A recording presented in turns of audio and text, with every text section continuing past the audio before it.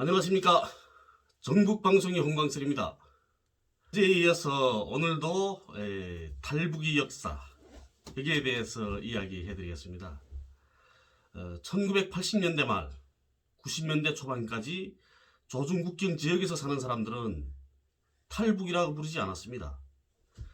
그리고 작년에 북에서 탈북자들 비난하는 군중대회를 열었을 때 그때 처음 탈북자라는 말을 북에서도 썼고요. 도강이라고 부릅니다. 북한 사람들은 도강제 이러거든요.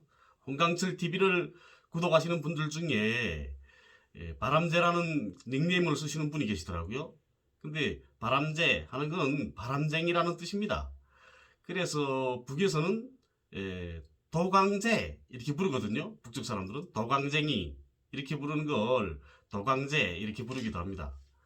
그래서 김일성 주석이 항일운동을 할 때 넘나들었던 곳, 그런 곳들에 있는 비석들에도 위대한 수령 김일성 동지께서 1933년 3월 23일 도강하신 장소 이렇게 쓰여져 있습니다. 우리 고향 무산군 색권리에 잠떡혁명사석지라고 있거든요. 그 잠떡이라는 곳으로 김일성 주석이 넘나들었던 겁니다. 그래서 그곳에 김일성 주석이 넘나들었다는 그런 표식비가 있습니다. 거기에. 그 표식비에 그렇게 밝혀져 있거든요. 위대한 수령 김일성 동지께서 1933년 3월 23일 도강하신 장소 이렇게 쓰여져 있습니다. 그 잠떡혁명사석지 옆에 우리 공장 부업밭이 있었습니다. 그래서 제가 후방지돈 할 때 그 부업 농사를 하러 제가 책임지고 다니곤 했었거든요. 그때 공장 종업원들하고 함께 그 부업밭에 일하러 갔다가 점심 도시락을 먹게 됐죠. 그 옆에서. 그러다 제가 그 표식비를 본 겁니다. 이 표식비를 보고 제가 그랬죠. 예? 수령님도 도강했었네. 수령님부터 도강을 하니까 아직도 도강자들이 없어지지 않지. 제가 그랬던 겁니다. 그 말 한마디에 종업원들은 웃었죠. 그런데 그 후에 저는 비판을 받았습니다. 수령님이 항일운동가 자기만 먹고 살자고 도강하는 비법을경자들을 어떻게 같이 보냐 이러면서 생활청와에서 제가 비판을 받았었죠. 군당위원회 조직부 둘레 들어가서 비판서도 썼습니다. 제가 비판서는 비판서대로 쓰고 나와서 또 친구들하고 또 술 마시면서 또 투덜거리기도 했죠. 친척집에 다녀오는 게 뭔 위법이냐고 친구들도 맞다가 끄떡끄떡 하는 겁니다. 그럼 국경을 그어놓고 사람들도 마음대로 오고 가지 못하게 만들지 말아야지. 그러면 되냐고 제가 그랬던 거죠. 그런데 이건 제 혼자만의 생각이 아니고 국경지역에 사는 사람들, 또 특히는 중국에 친척이 있는 사람들이 가지고 있는 일반적인 생각이었습니다. 아유, 우리 홍민지 또 왔습니다. 아유, 깨나 잠아서 또 달려왔네요. 지금 오늘 일이 있어서 그 오전에 빨리 촬영을 녹화를 해서 올리고 그 다음에 빨리 떠나는 거거든요. 서울 가야 돼서요. 그래서 일찍 시작했더니 일어나자마자 달려옵니다. 국경 지역에서 사는 사람들은 국경을 넘어가면 위법이라는 이런 개념이 크지 않습니다. 왜냐하면 강 건너편에 형님이 살고 또 친척들이 살고 있기 때문입니다. 친척집에 다녀오는데 뭔 비법이냐 이런 식인 거죠. 중국에서 문화대혁명을 하던 시기에는 우리 조선 사람들을 보고 김일성이 퉁무라고 비난하면서 탄압했던 그런 시기가 있었습니다. 평양에서는 또 화교들이 김일성을 타도하라는 이런 대사보도 붙이고 시위도 하고 그랬거든요. 중국에서 진행하고 있는 문화대혁명에 너희들은 왜 참가하지 않냐 이러는 거죠. 문화대혁명을 비판했으니까 김일성 주석이. 그래서 화교들이 들고 일어났던 겁니다. 문화대혁명은 새로운 공산주의 문화를 만들자는 구호를 들고 시작됐던 거죠. 이때 그 중국 연변에서 살고 있던 저희 그 외갓현 친척들도 문화대혁명을 피해서 조선으로 넘어왔던 겁니다. 북으로. 넘어와서 길주 팔표 공장에 다녔습니다. 그분들은. 이 길주 팔표 공장에 다니고 아이들은 학교를 다녔고 그랬었죠. 그러다가 문화대혁명이 끝난 다음에 그 다음에 다시 중국으로 돌아갔습니다. 지금도 용정, 그 다음에 연길, 계산툰 여기서 사시거든요. 계산툰 팔표 공장에 또 다니셨습니다. 그분이 한 분은. 그때는 이렇게 국적을 가리지 않았거든요. 중국 사람이라고 해서 북에 와서 일 못했던 게 아닙니다. 북에 와서 일도 하고 그 배급도 타고 생활비도 받고 이랬단 말이에요. 그리고 그렇게 살다가 그다음에 또 문화대혁명이 끝나면 다시 또 건너간 사람들도 있고 많이 건너왔습니다. 그때는 몇십만이 되죠. 우리 저희 외곽형 같은 경우에는 길주 토백이거든요. 길주에서 그 이름 있는 그 양반 가문입니다. 한양조 씨. 그 외할아버지 형제들은 그 일제 시기에 구장, 면장, 경찰 뭐 이런 것도 했거든요. 그랬는데 그런 일을 하시면서 갑산공작위원회 비밀 회원들이었습니다. 훗날에는 그 갑산공작위원회가 조국광복회로 바뀌게 되죠. 그게 비밀 회원들이었거든요. 특수회원. 그런 그 일제 기간에 복무하면서도 그런 일을 했던 겁니다. 갑산공작위원회 그 조직한 사람들 중에 리허순이라는 사람이 있었습니다. 그 리허순이라는 사람하고 가까웠거든요. 그 사람하고 다 동지들이었으니까 해방 후에 친일파로 청산되지 않았거든요. 예, 그래서 오히려 또 공산당의 간부로 등용되었던 겁니다. 우리 외할아버지, 외할머니 같은 경우에는 1946년도 당원들이거든요. 80년대에 그 1946년도 당원들한테 이렇게 소나무 텔레비전을 선물로 준 적이 있었습니다. 그때도 우리 외할머니는 받지 않았죠. 그 소나무 텔레비를. 내가 무슨 일을 했다고 이 텔레비를 받겠냐. 일 잘하는 혁신자들한테 주라고, 노동자들한테 주라고. 그래 텔레비를 안 받았습니다. 우리 외할머니는.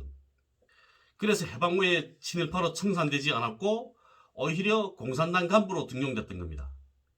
그러다 나니까 중국에서 넘어온 친척들도 쉽게 자리를 잡을 수 있었던 거죠. 우리 그 외할아버지, 외할머니는 북에서도 1946년도 당원들입니다.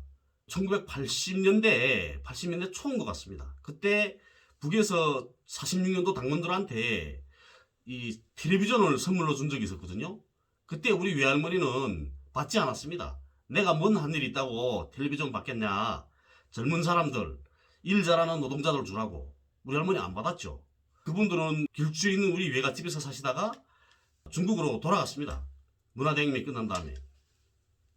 그리고 1980년대에 중국에서 보따리 장사, 조선 보따리 장사라 그러죠. 조선 보따리 장사가 시작됐을 때 중국에 사시는 그 이모님들이 우리 무산에 장사로 자수나셨거든요. 90년대 이후에는 그 중국 정마당이 없어지게 되면서 그러면서 한국에 돈 벌러 오셨다고 들었습니다. 그런데 아직 만나보지는 못했고요. 그리고 그 당시에는 국경경비대 초소들도 듬성듬성 있었습니다. 그때. 우리 고향에 있던 국경경비대 초소들입니다. 1996년 이전까지만 해도 삼장세관이 하나 있었고요. 그리고 수원지, 그리고 가름장, 칠성세관에 이렇게 4군데만 국경경비대 초소들이 있었습니다. 그 긴 구간이요. 몇십 리가 되는 이렇게 국경을 지키는 초소들이 듬성듬성 있었으니까 마음대로 넘나들었던 겁니다. 반두나 투만 가지고, 반두도 아시죠? 이렇게 손으로 잡아 이렇게 하는 거예요. 반두하고 투만 가지고 중국 쪽에 가서 물고기 잡았거든요. 우리는. 그러니까 중국 쪽에 가서 물고기를 잡다가 또 친척집에 들어가서 그 강 옆에 있는 친척집에 들어가서 술을 마시고 나오기도 하고 중국 상점에 가서 단가루를 사가지고 오기도 했었습니다. 80년대 중반까지도 중국 시골 사람들은 못 살았거든요. 그런데 사탕 과자 그것만은 정말 맛있었습니다. 저도 고등중학교 때 일요일이면 두만강에 친구들을 데리고 나가서 철렵을 했거든요. 물고기 잡아서 오죽 써놓고 술 마시면서 놀았습니다. 녹음기 들고 가고. 예? 아마 우리 무산 쪽에서 오신 분들은 그런 문화를 다 아실 겁니다. 녹음기 들고 가마 메고 조미료 들고 가는 거죠. 가서 물고기 잡아가지고 오죽을 써놓고 거기서 술 먹고 놀며 그랬습니다. 북한에는 뭐 19세 미만 술 판매 금지라는 게 없거든요. 그런 거는. 그러다 보니까 우리 중학교 때도 술을 마셨습니다. 물론 어르신들이 욕은 하죠. 욕은 하는데 그래도 마셨거든요. 선생님 집에 가서도 마셨는데요. 뭐 선생님과 같이. 그럴 때면 우리가 이렇게 물고기 잡아서 오죽 써놓고 이렇게 놀게 되면 그 중국 친구들이 넘어옵니다. 중국 친구들 넘어와서 올 때 또 중국 친구들 빈소리 안 오거든요. 빼주, 중국은 또 빼주가 유명하지 않습니까? 빼주 들고 옵니다. 사탕 과자 들고. 깨와서 같이 먹고 놀았거든요. 한 번은 철렵 나가서 술 마시며 놀다가 중국 친구를 때려준 적이 있습니다. 제가. 우리 때는 김일성 주석 보고 아버지 김일성 원수님이라고 불렀거든요. 우리가 지금 술 마시면서 친구들하고 노는데 그 중국 친구랑 같이 술 마실 거 아닙니까? 같이 마시는데 우리가 술 마시다 그랬죠. 아버지 원수님께서 어쩌고 이런 이야기를 했던 겁니다. 아 그러니까 그 중국 친구가 뭐라 하면 야 너네 엄마하고 김일성하고 잤나? 그러는 거죠. 아 그래 이 새끼니 뭐를 아니야? 해버렸던 겁니다 제가. 근데 그 장소가 수원지 초소 앞이었거든요. 수원지 초소 앞이었는데 그 경비대도 보고도 가만히 있었습니다 그때는. 중국 사람이 와서 술 먹고 깨서 술 먹고 가만히 놔뒀거든요. 그 수원지 초소 앞이었는데 그러니까 수원지 초소에서 조금 올라가요. 수원지 쪽이었는데 그쪽 앞에 있는 중국 마을이 치마대라는 그 중국 마을이었습니다. 근데 그 강 밑에 강 옆에 그 옥수수 밭이 있었거든요. 그런데 그 친구의 아버지 엄마가 지금 그 옥수수 밭에서 지금 그때 일하고 있었던 겁니다. 아 근데 지금 자기 아들이 맞으니까 아버지가 강 건너오는 거죠. 때려주겠다고. 그래가지고 거기서 그 개싸움이 일어났거든요. 그 다음 간이 아버지 막 건너오니까 우리 친구들은 아버지 건너 못 오게 거기다 돌 막 던지고 막 이랬단 말이에요. 그러니까 복잡하니까 경비대 초소에서 막 달려나왔더라고요. 근데 그때는 경비대 그 대원들도 낮에 근무 쓸 때는 사복 입었었습니다. 군복 안 입고 사복 입고 이 안에다 권총 찼던 거죠. 그렇게 하고 나왔댔거든요. 사복 입고 다 둘이 나와서 막 뜯어말리다 싸움을 뜯어말리고 그렇게 왜 그러나 막 그러면서 욕 좀 먹었죠 저도. 싸운다고 욕 좀 먹고 그렇게 하다 그 중국 친구는 집으로 가고 그 다음 저는 또 집으로 우리는 또 그다음 다 걷어가지고 집으로 오고 이랬죠. 그렇게 자유로웠습니다. 이렇게 국정이라고 해도 마음대로 드나들고 경비대도 무슨 큰 사고 안 나면 경비대도 가만히 있었거든요. 이렇게 마음대로 드나들었으니까 조중국경 지역에서 사는 사람들한테는 밀수가 범죄라는 이런 개념도 없습니다. 강 건너에 있는 내 큰아버지네 집에서 뭘 필요돼서 내가 가져다 줬는데 그게 무슨 범죄냐 이러는 거죠. 골동품 같은 경우에 골동품 장사가 또 한때 또 완전히 북에서 풍이었거든요. 2000년대 한 중반까지 그리고 골동품 장사가 풍이 불었었습니다 그때. 그런데 그것도 그런 겁니다. 야 중국에 사는 연길에 사는 우리 큰아버지가 골동품 싸겠다는 사람이 있는데 골동품을 좀 구해서 보내달란다. 아 그럼 내가 좀 골동품 좀 구해야지. 그렇게 하고 또 돌아다니면서 골동품 구하는 겁니다. 수집하는 거죠. 그렇게 하고 큰아버지한테 갖다 주는 겁니다. 그리고 또 돈을 받는 거죠. 그러니까 국가문화재라는 개념도 크게 없습니다. 개인들이 가지고 있는 걸 내가 사서 내 돈 주고 내가 사서 우리 큰아버지한테 갖다 줬는데 그게 무슨 밀수냐? 그게 왜 위법이냐? 이러는 거죠. 근데 물론 그 골동품 그 장사하는 사람들 중에 이렇게 묘를 도구로 하고 그런 사람들도 있었죠. 근데 그런 사람들은 다 망했습니다. 북에서도. 죄를 입었거든요. 그리고 또 80년대 말까지는 중국에도 장보러 다녔었습니다. 우리 고향 그 무산에는 제가 인민군대 입대하는 그 1992년까지도 농민시장이 따로 있었고 중국 사람들이 물건 파는 중국시장이 따로 있었습니다. 그러니까 무산에 친척이 있는 중국 사람들은 누구나 증명서 발급받아가지고 무산에 나와서 장사를 할 수 있었던 거죠.